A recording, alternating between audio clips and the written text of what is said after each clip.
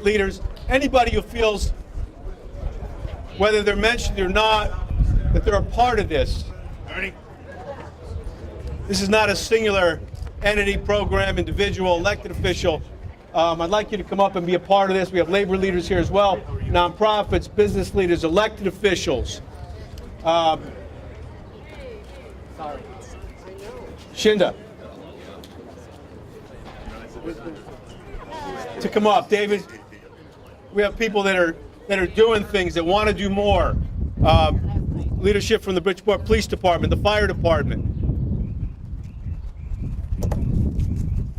So I'm going to try and handle my role here, and part of it is going to be to say a couple words and to step aside and let others say a few words, because as mayor of the city, sometimes the job is kind of, if you can, to try and get a focus, ask others if they share that focus or that vision, and then to look to the people that are smarter, that have more resources, that are better at it, to be partners, and then to let them lead. So that'll kind of be what I'd like to do. I'd like to first say thank you to so many people coming out today.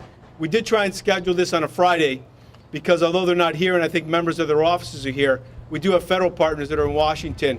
So we tried to make it available for their schedules as well.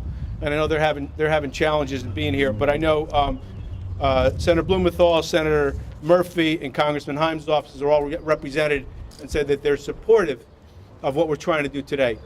So I'm going to use the term that people are most familiar with, and what we're doing today. It comes under the general. It's almost become commonplace, and I almost want to say too commonplace, but maybe not commonplace enough. The concept of the policy of a second chance. This has been talked about certainly by the President of the United States, by the governor, by our legislative leaders. We've talked about it in the halls of the City Council. I've talked about it with anybody who understands what the challenges are, who've had challenges in their life. And they don't necessarily have to be legal challenges, that may want an opportunity, a helping hand, a partnership, in order to get back on their feet.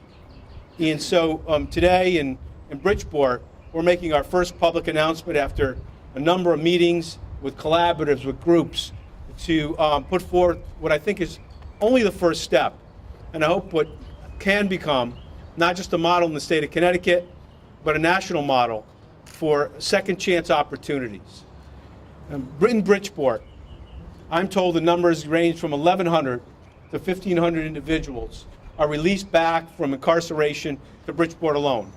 And someone here, maybe the Commissioner of Corrections, who knows these numbers better. On a statewide level, I can't imagine if you add those up for the cities, Hartford and New Haven and Waterbury and other venues, they're 3 or 4 or 5 times that.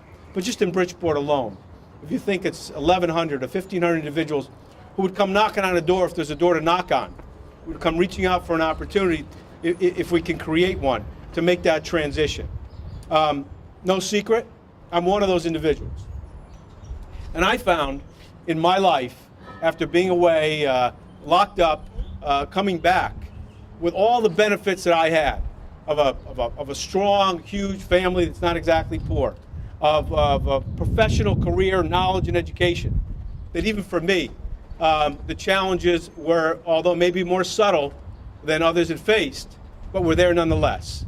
I had opportunities from close friends and family. I had people, individual businessmen, that stepped up and overlooked what might have been the worst of thoughts and said, hey, Joe, you want an opportunity? I also had the flip side of that.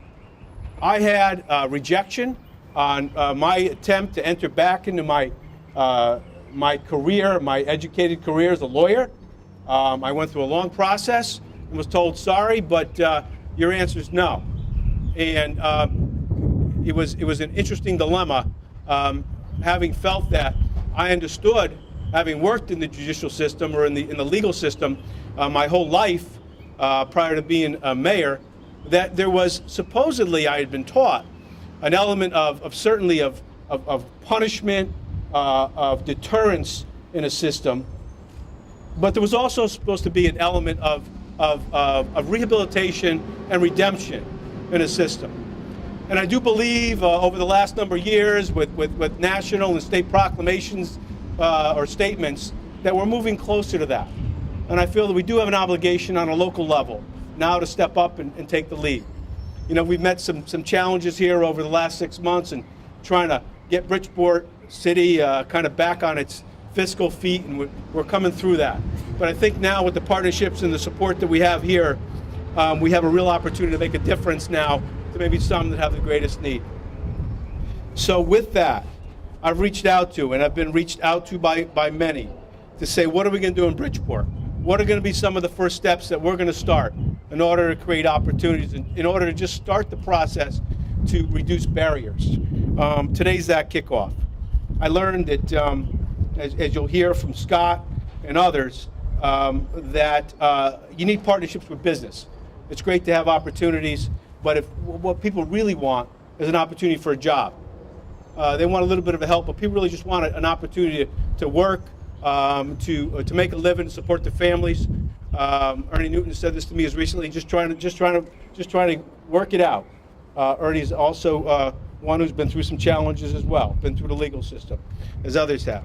So people just want an opportunity. If we can do that, and we can't do it for everyone today, we're not making that big, broad statement, but we are making the first step. And you can call it a pilot program, you can call it an opportunity for some that we'll build on. But with that, I've asked the City Council to support a budget transfer of $50,000 in the form of a challenge grant. And we're going to work with our nonprofit and our private side partners to use that money to create the first opportunities, to leverage it for grants. I'm told it could be somewhere between $4 and $8 million in grant opportunities that are out there, to put into place in Bridgeport, I believe, a thorough, or I should say a comprehensive second chance program for individuals that are returning to society, that want to raise their hand and say, I'm willing to step up, I'm willing to meet the challenges, and just give me a little bit of a reduction in the barriers that I have to meet. So that's the goal today. We have a number of elected officials here. We have a number of great nonprofit and community leaders here, and a number of business leaders. So in the following order, I'd like to recognize the elected officials, ask them each to say a couple words in support, some of their thoughts, and then turn it over to Scott. Scott with me? And talk about the pledge that we're asking businesses to sign today. And so the businesses that we've talked to and met with can sign on the line to say, I want to be a part of this, and I will be a part of it. We have Senator Moore, Senator Gomes, and Senator Wong, all from the Connecticut State Senate, and Senator Moore being the, I'm not going to say senior senator because she's a woman, she hit me over the head. In that order, ask her to come up and say a couple of words, and they can introduce themselves, and then we'll go to the state reps. Good morning. I'm very happy to hear that even though our bill didn't pass in the legislature, that Bridgeport is taking the first step in going out here to do what they need to do to work with businesses. I don't think there's anybody standing here that doesn't have a connection to someone who's been incarcerated, who's come back home to want to do the right thing, and the door has been closed on them. And how can we ever change anything that's going on in society if we don't give people a chance? So for these businesses and for career resources and the workplaces and the other places that are willing to step out and do this, I salute you. I salute the city for being willing to put that seed money forward to get us started. But the challenge is for other people who are not standing here today, who could help feed this seed money and help us move this thing forward. And I hope that we're a pilot for the rest of the state, that people can see what you can do when you bring community together. You work with businesses, you work with the people affected, and you work with the municipality to move this to where we need to be. So I think it's a great opportunity. Thank you. Thank you, Senator.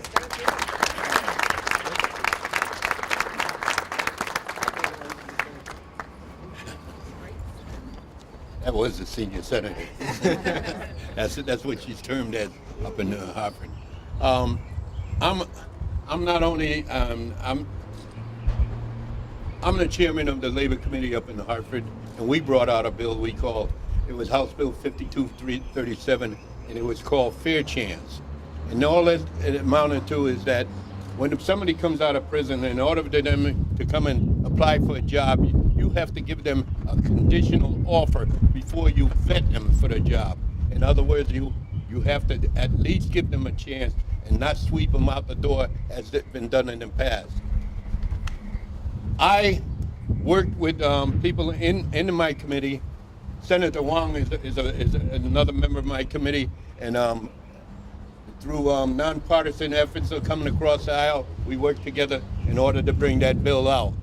And we've worked on numerous things in the Senate and got it done nonpartisan in a nonpartisan area.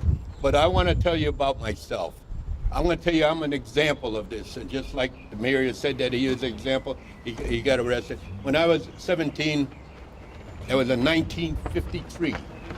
Don't start doing the arithmetic. And I was 1953 when I was there. And I had a hassle with my family. I made myself homeless. And when I made myself homeless, I was sleeping in a car, and I broke into this restaurant. Not a dime was in there. And it's so funny, but all I made was 2 tuna fish sandwiches because I was hungry. But the thing with it is, when they traced me down and I got caught, I wound up with a 1 to 2 sentence in Cheshire. I did a 1 to 2, and then you know what? And all it was is the judge told me the reason I'm going to sentence you is because you're too young to be on your own. Not a dime was stolen or anything. That's the first part that was really off the wall. If you were to do that nowadays, you'd walk in the court, get yourself a fine or something, you'd be back out. Not only that, I did that time. And when I came out, I was 18 years old. And when I came out, I wanted to go into the Marines, get myself together, so on and so forth. They rejected me because I had a felony. I wanted to go